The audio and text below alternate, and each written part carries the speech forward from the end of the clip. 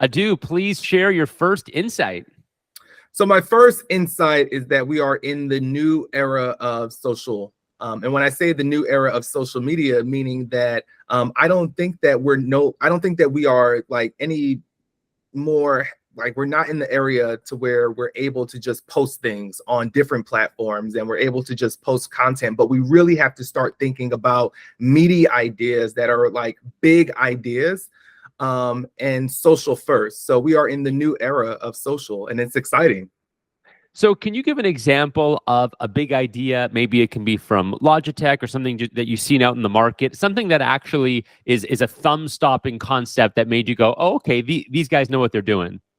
Yeah, absolutely. So, one thing that I'm always challenging our team at Logitech to think about with social media is how are we utilizing emerging platforms? I think that sometimes when it comes to brands, they get very nervous when it comes to these new platforms that are emerging. We know that TikTok just announced their new platform, Lemonade.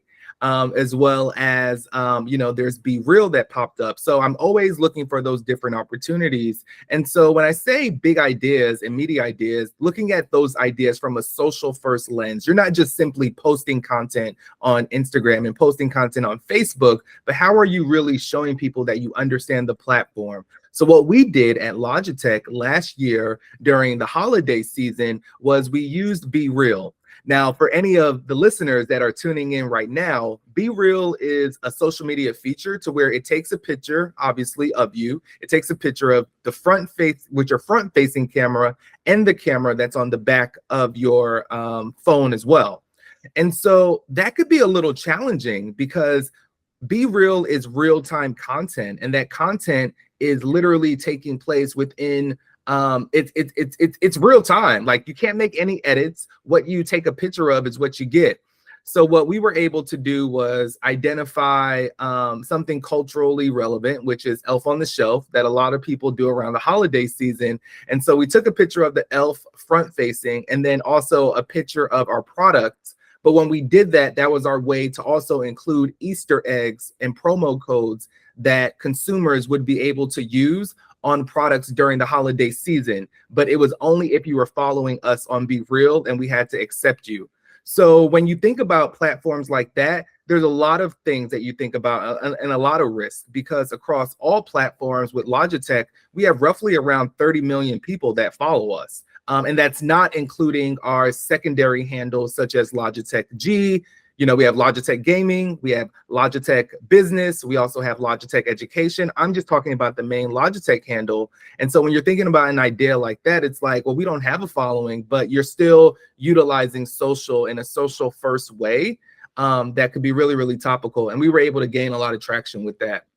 That's such a great example. And what I love about that, and you're sort of tapping into a second piece, which is that brands often struggle with creative and then they resort to reusing creative from one platform to another. Oh, let's just take our YouTube video and put it on Facebook or whatever. But what you described there was a situation where you're taking the native elements, the native functions of a platform, the fact that it is real time, it is real life, and you're saying, okay, what can we do that actually resonates with that? And, Elf on the Shelf is a great example. Or what do you do with the fact that a piece of content might be ephemeral? It's going to go away in 24 hours, or it's real time, or it's, a different form factor. It's vertical versus horizontal.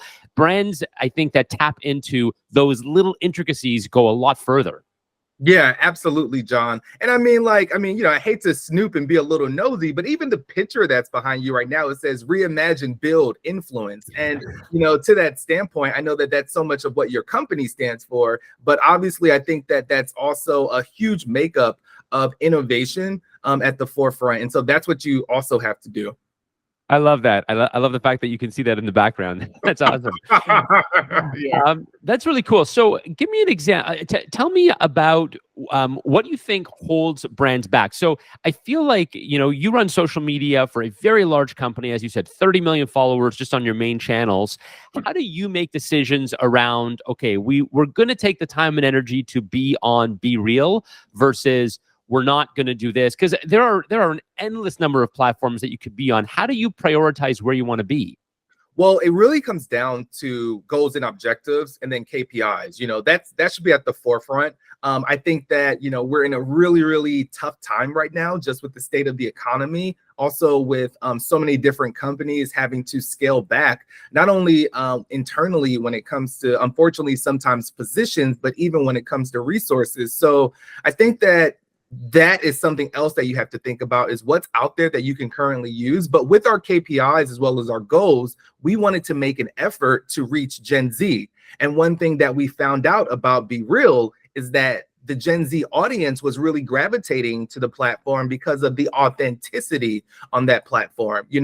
On Be Real, as I mentioned, you're just taking a post and then you have to post it immediately. So, unlike millennial culture, and trust me, nothing against millennials or boomers. I'm not age bashing here, but just there is proven facts and data that support that millennials have overused filters and really have this curated approach when it comes to posting. And so once we found out that Be Real was one of the main platforms that Gen Z was gravitating towards, and knowing that that's an audience that Logitech, we also want to reach authentically, we thought that it would be the perfect fit. And it fit like a glove. Interesting. Have there been platforms, and you don't need to name names, but have there been platforms that you've tried using and said, you know what, after a year or two or three, this is just not a place we need to be? I would say there are platforms that I think that a lot of brands and companies would consider deprioritizing. And it's not because it doesn't necessarily work, but you're deprioritizing because you built that community there. So it's almost working as if, you've hit a little bit of a wall because you have that content there. So I can't say that there are any platforms that we completely disregard, because we have a great relationship with all of our platform reps as well. But I do think that you have to think about which platforms you're deprioritizing in order to really focus on growing community on, platforms that are not that engaged with your brand. Right. And so there's going to be a lot of social media professionals listening into this and taking advice from you. How do you approach the ideas? Because you mentioned that idea with Be Real, which is such a creative thing to do, and it's so timely and seasonal and so platform specific. How does an idea like that come to life? Are you starting with the platform, looking at the mechanics and working up from there? Are you starting with a concept and then saying, hey, what platform would this work best on? What's the creative process? You have to start with the platform. That is the best way. I think that, if you don't start with the platform, it's almost like you're trying to squeeze an X into a circle, which actually may work. Maybe it's a hexagon. I'm like, wait, that could actually work in my world. But, I think that you have to start with the platform because you're showing that you understand the platform. You're understanding what's native to it. So you really have to understand that research and all of the intricacies of like what's bespoke to the platform first. And then I think the idea comes second. Mm-hmm. And that leads to the next insight I wanted to cover with you, which is expectations around social media teams. So this is a hot topic because obviously there's a lot of people that have the word social media in their title these days. What's your insight around this expectations of social media teams? I think that, it has drastically changed, when it comes to what social media community managers are doing. I think what social media strategists are doing. At the core, though, I think that it's up to everyone to look at things from two lenses. First, you have to look at social media from a governance lens, which I think gets missed. There's so much governance around social media in general when it comes to operations that you have in place, the tools that you're using, how you're measuring, the different campaigns that you're working on. So at the forefront, that is really, really huge. You have the governance lens. And then the other part is that you have the creativity lens, which is social media strategists truly being able to produce concepts that are exciting, that are social first, that they can get out there. So when I say the expectations of a social media strategist, I think that it needs to be approached from both lenses, and hopefully social media leaders are challenging their teams to always think about it from that perspective, because when you don't, there are a lot of social media strategists that are just posting content for the sake of doing it. And I think that you have to look at it from that perspective.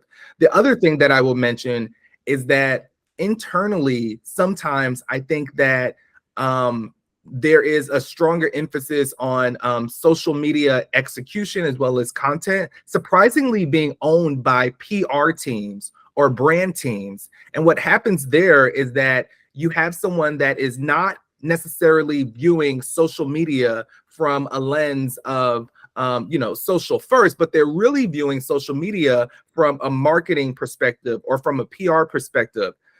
Comms is very specific. I think that we all need to understand that. And sometimes when we think about comms in general, we look at it as this holistic thing that's all the same, but it's not. So you really want to make sure that you also have the right people in the right seats at your company and or brand.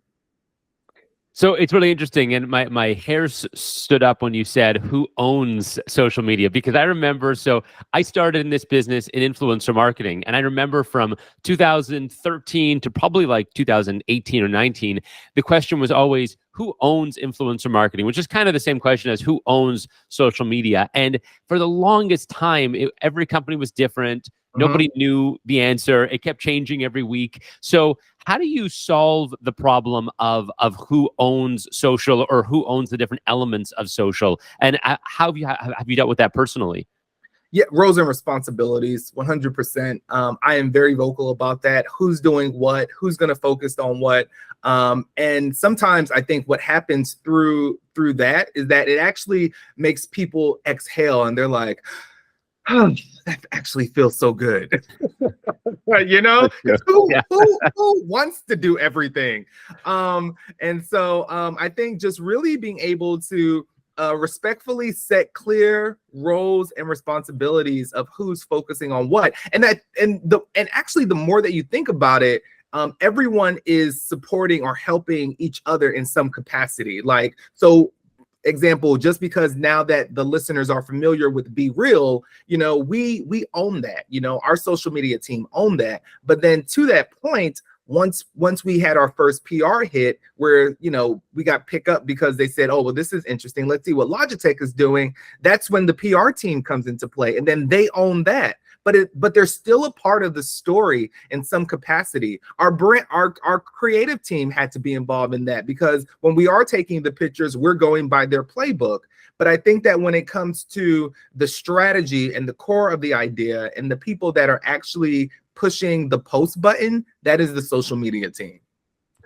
What do you think about specialization in social media? One thing that I've noticed, it used to be that you could say that you're a social media expert, and now there are endless platforms, there are endless form factors within each platform, algorithm changes, et cetera, et cetera. So how do you think when you're hiring or training or assigning people to your social media team, how are you thinking about how specialized they are versus how broad they are? Yeah, I'm very specific with that. I think because I've sat in the seat so long, I'm able to identify it. But I think even outside of that, from a academia lens, from education lens, we know that individuals are now not only getting certificates, but also degrees in social media. I'm an adjunct professor at Miami Ad School, and I teach a social media class. So I think that when you have industries outside of, the main one that you're working in, having certifications and certificates and degrees, they have obviously understood that it is very specific, and that it takes a certain amount of education to actually say that you are certified or that you have a degree to where you are proficient in social media. Not to say that you need a degree or that you need a certificate to do that, but I think that there are things that are very specific to social media strategists versus other comms positions that you can certainly see right off the bat. Yeah, and even comms positions, but also even content creation positions. If you take someone who's been doing video for the last 30 years, doesn't mean they're going to know how to make a TikTok. Yeah, absolutely. Yeah, 100%. But it goes back to that point, John, of really being able to understand the platforms. And that's what it comes down to. Is that person they don't even have to be proficient, to be honest, but I think, do they have enough knowledge about how that platform works to where if we go down the line of Reddit, Facebook, Instagram, Twitter, TikTok, LinkedIn, Be Real, and other emerging platforms, are they able to understand the content output Also Snapchat, forgot about that one. And then also, are they able to understand the audience? If you're able to understand, at least at a bare minimum, the content output on those platforms, and then also the audience, that's a good start. We'll leave it there. Adu, thank you so much. This was Yes. jam-packed with insights. Oh, this was absolutely awesome. And trust me, I'm going to continue to reimagine, build, and as well as influence. And you've also been a great influence to so many. So I thank you so much for having me on, Jon. I appreciate that. Thanks again. Thank you. All right, we'll stop recording. That was great. That was really good. Akriti, how did that sound That to was you? fun.